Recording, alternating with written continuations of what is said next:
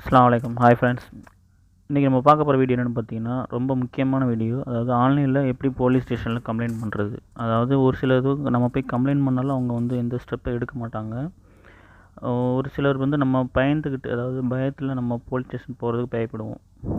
நம்ம மேலே வந்து கரெக்டான இது இருந்துச்சுன்னா, புகார் கொடுக்கறதுக்கான கரெக்டான டீட்டெயில்ஸ் எல்லாமே இருந்துச்சுன்னா, நம்ம ஆன்லைனில் ஈஸியாக கம்ப்ளைண்ட் கொடுக்கலாம். உடனே வந்து ஆக்ஷன் ஈஸியாக எடுப்பாங்க.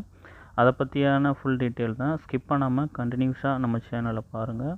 இந்த வீடியோ ஸ்கிப் பண்ணாமல் பார்த்துட்டு பிடிச்சிருந்துச்சுன்னா உங்கள் ஃப்ரெண்ட்ஸுக்கு ஷேர் பண்ணுங்கள். இது பார்த்தீங்கன்னா, இதோட லிங்க் வந்து நான் டிஸ்கிரிப்ஷனில் கொடுக்குறேன். அதை கிளிக் பண்ணிங்கன்னா இந்த பேஜுக்கு போயிடும். இந்த பேஜில் போனீங்கன்னா, அதாவது ஆல்ரெடி நீங்கள் ரிஜிஸ்டர் பண்ணதை பற்றி கம்ப்ளைண்ட் டீட்டெயிலோட ஸ்டேட்டஸ் பார்த்துக்கலாம். அப்போ வந்து எஃப்ஐஆர் டீட்டெயில் பார்த்துக்கலாம். அப்புறம் வந்து இந்த பேமெண்ட் பண்ணுறது, அப்புறம் வந்து இந்த டிராஃபிக் பேமெண்ட் பண்ணுறது எல்லாமே இருக்குது இந்த அப்ளிகேஷனில். அதாவது அப்ளிகேஷன் வந்து சர்வீஸ் தான். சர்வீஸ் எல்லாமே கொடுத்துருக்காங்க. இப்போ வந்து நம்ம பார்க்க போகிறது வந்து ரிஜிஸ்ட்ரேஷன் ஆன்லைன் கம்ப்ளைண்ட். அது அந்த இதை கிளிக் பண்ணிக்கிறோங்க. அந்த இதை கிளிக் பண்ணிங்கன்னா அந்த ரிஜிஸ்ட்ரேஷன் கம்ப்ளைண்ட் ரிஜிஸ்ட்ரேஷன் பண்ணுறதுக்கு அந்த லிங்க்குள்ளே போயிடும். இந்த வீடியோவில் கடைசியில் வந்து நான் எப்படி கம்ப்ளைண்ட் பண்ணுறது, அந்த அந்த அந்த அதாவது கம்ப்ளைண்ட் பண்ணுறதுக்குள்ளேயே டீட்டெயில், அதாவது எப்படி ஃபார்ம் எழுதுறது, அதை டீட்டெயிலும் கொடுத்துருக்கேன். ஸ்கிப் பண்ணாமல் லாஸ்ட் வரைக்கும் கண்டினியூஸாக பாருங்கள். இப்போ நான் கிளிக் பண்ணிட்டேன். கிளிக் பண்ணோன்னா அந்த பேஜுக்கு போயிடுச்சு. அந்த பேஜில் பார்த்தீங்கன்னா, இப்போ நான் தமிழில் சேஞ்ச் பண்ணியிருக்கேன். புகார் பதிவு செய்தல், அப்புறம் வந்து இளைஞர்களை புகார் நிலை பார்க்குறது. அதாவது ஆல்ரெடி இங்கிலீஷ் வந்து பார்த்திங்கன்னா, இப்போ தமிழில் சேஞ்ச் பண்ணாலும் தமிழ்லையும் இருக்குது. தமிழில் வந்து புகார் டைப் பண்ணலாம், ஈஸியாக கொடுத்துருக்காங்க அப்ளிகேஷனில். இப்போ பார்த்திங்கன்னா கம்ப்ளைண்ட் ரிஜிஸ்ட்ரேஷன் ஃபார்ம், அது டேரெக்டாக அதில் போயிடும். இதில் பார்த்தீங்கன்னா உங்களுடைய டிஸ்ட்ரிக்டை வந்து சூஸ் பண்ணிக்கிறங்க. நீங்கள் எந்த டிஸ்ட்ரிக்டில் கம்ப்ளைண்ட் பண்ண போகிறீங்க, நீங்கள் எந்த டிஸ்ட்ரிக்டில் இருக்கீங்க, அதை கரெக்டாக கம்ப்ளைண்ட் கொடுத்துக்கிறோங்க. உங்களுடைய நேமு, அப்புறம் வந்து ஜெண்டர், அதாவது நீங்கள் ஆனா பெண்ணா, அதை கிளிக் கொடுத்துக்கிறோங்க. அப்புறம் வந்து உங்களுடைய டேட் ஆஃப் பர்த்து எல்லாம் கரெக்டாக கொடுத்துக்கிறோங்க. ஏன்னா மொபைல் நம்பர் மெயில் ஐடிக்கு வந்து ஆல்ரெடி வந்து மெயில் ஒரு சிலருக்கு வருது, ஒரு சிலருக்கு வராமல் இருக்குது. ஆனால் மொபைல் நம்பருக்கு கண்டிப்பாக வந்து கால் வரும், என்ன ப்ராப்ளம்னு சொல்லிவிட்டு உங்கள் லோக்கல் ஸ்டேஷனில் தானே. ஆல்ரெடி இது வந்து டைரெக்டாக வந்து எஸ்பி ஆஃபீஸுக்கு போவோம். அந்த ராம்நாத் டிஸ்ட்ரிக்டுடைய எஸ்பி ஆஃபீஸ் போவோம். அவங்க அங்கேருந்து வந்து லோக்கல் இதுக்கு ஃபார்வர்ட் பண்ணுவாங்க. லோக்கலில் இருந்து நமக்கு வந்து கால் வரும். இதில் பார்த்தீங்கன்னா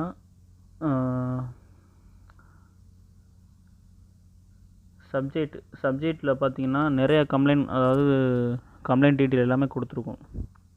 அதாவது திருட்டு ஆவணங்கள் காணவில்லை என்ற தகவல் கொடுக்குறது, அப்புறம் வந்து கள்ள நோட்டு, நாணயங்கள் தயாரித்தல், அப்புறம் வந்து மர்டரு, அப்புறம் வந்து அடித்தல், அந்த மாதிரி காயமைப்படுதல், அடிதடி சண்டனுக்கு பார்த்திங்கன்னா அதுக்கு கம்ப்ளைண்ட் கொடுக்குற, அப்புறம் சொத்து ப்ராப்பர்ட்டி டேமேஜ் இதாக பண்ணுறது, சொத்தை டேமேஜ் பண்ணுறது, அப்புறம் வாய்த்தகராறு, அந்த மிரட்டுறது, அந்த மாதிரி விஷயத்துக்கு இது பண்ணலாம். அப்புறம் வந்து ஈவிடேஷன், பெண்களுக்கு கேலி செய்கிறது, அப்புறம் வந்து திருமண சம்மந்தமான குற்றங்கள், அப்புறம் இணையதள மூலமாக ஏதாவது அது உங்களுடைய நீங்கள் அது சம்மந்தமாக புகார் கொடுக்க போகிறீங்களோ அது கிளிக் கொடுத்துக்கிறேன். நான் இப்போ பார்த்தீங்கன்னா அடித்தல் காயமுறுத்தல் அந்த சம்மந்தமாக வந்து புகார் கொடுக்க போகிறேன்.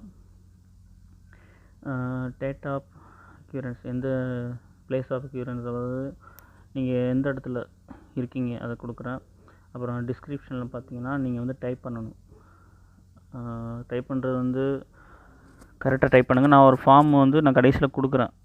அதாவது எப்படி இது பண்ணுறதுங்கிறது அதுபடி வந்து கொடுங்க. இல்லைனா நீங்களே டைப் பண்ணியிருந்தாலும் கொஞ்சம் ரெஸ்பெக்டடாக டைப் பண்ணி அனுப்பிவிடுங்க. அப்புறம் வந்து நீங்கள் வந்து அது சம்மந்தம், அந்த புகார் சம்மந்தமாக ஏதாவது பிடிஎஃப் ஃபைலோ ஃபோட்டோ இந்த மாதிரி ஏதாவது ஆதாரம் வச்சுருந்தீங்கன்னா அதை வந்து அந்த ஃபைல் அப்லோட் இருக்கு பார்த்தீங்களா, அதில் சூஸ் பண்ணிக்கிறேங்க. நான் வந்து இப்போ சூஸ் பண்ணேன். மேக்ஸிமம் வந்து 500 கேபிக்குள்ளே இது பண்ணணும். அதாவது 250 ரெண்டாக பண்ணலாம், 100 கேபியாக 5 தான் பண்ணலாம். அந்த மாதிரி மொத்தம் மேக்ஸிமம் வந்து 500 கேபிக்குள்ளே அப்லோட் பண்ண முடியும். அதுக்கு மேலே அப்லோட் பண்ண முடியாது. அப்புறம் வந்து செக்யூரிட்டி கோட், கேப்சர் கோடு அதை என்ட்ரி பண்ணிவிட்டு ரிஜிஸ்டர் கொடுத்தீங்கன்னா ரிஜிஸ்டர் ஆயிரும். ஓகேங்களா. இதில் வந்து பார்த்தீங்கன்னா அந்த டாக்குமெண்ட் அப்லோட் பண்ணுறீங்கள, அது வந்து பிடிஎஃப் ஃபைலில் இருக்கணும், இல்லைனா வந்து ஜேபிஇஜி, அதாவது இமேஜ் அல்லது பிடிஎஃப் ஃபைலு அந்த மாதிரி இருக்கலாம். சரிங்களா. இந்த மாதிரி அப்லோட் பண்ணணும். அப்புறம் வந்து நீங்கள் வந்து டைப் பண்ணுறது வந்து ரிஜிஸ்டர் பண்ணோன்னா உங்கள் மொபைலுக்கு வந்து ஒரு மெசேஜ் வரும். அதாவது உங்களுடைய ஸ்டேட்டஸ், அதாவது நீங்கள் ரிஜிஸ்டர் பண்ணதுக்கான ரிஜிஸ்டர் இது வந்துடும். அப்புறம் அதில் போய்ட்டு நீங்கள் கம்ப்ளைண்ட் பண்ணியிருக்கீங்கள்ல, அந்த கம்ப்ளைண்ட் பண்ணதுக்கான அதோடைய ஸ்டேட்டஸ் இப்போ யார்கிட்ட இருக்குது அது பார்த்தீங்கன்னா உடனே செக் பண்ணிக்கலாம். ஒரு காமன் நேரம் செக் பண்ணுங்கள். செக் பண்ணிங்கன்னா அது ஸ்டேட்டஸ் யார்கிட்ட உங்களுக்கு போயிடுச்சா, யார்கிட்ட இருக்குது அப்படின்னு டீட்டெயில் தெரியும். மேக்ஸிமம் வந்து 2 நாள் 3 நாள் வந்து அவங்க வந்து ஆக்ஷன் எடுப்பாங்க. கண்டிப்பாக ஃபார்வர்ட் பண்ணுவாங்க லோக்கல் ஸ்டேஷனுக்கு. இப்போ பார்த்தீங்கன்னா அந்த ஃபார்ம் வந்து எப்படி ஒரு மாதிரி இது கொடுத்துருக்கேன். அதாவது நம்ம வந்து சும்மா நார்மலாக எழுதுகிற மாதிரி எழுதக்கூடாது.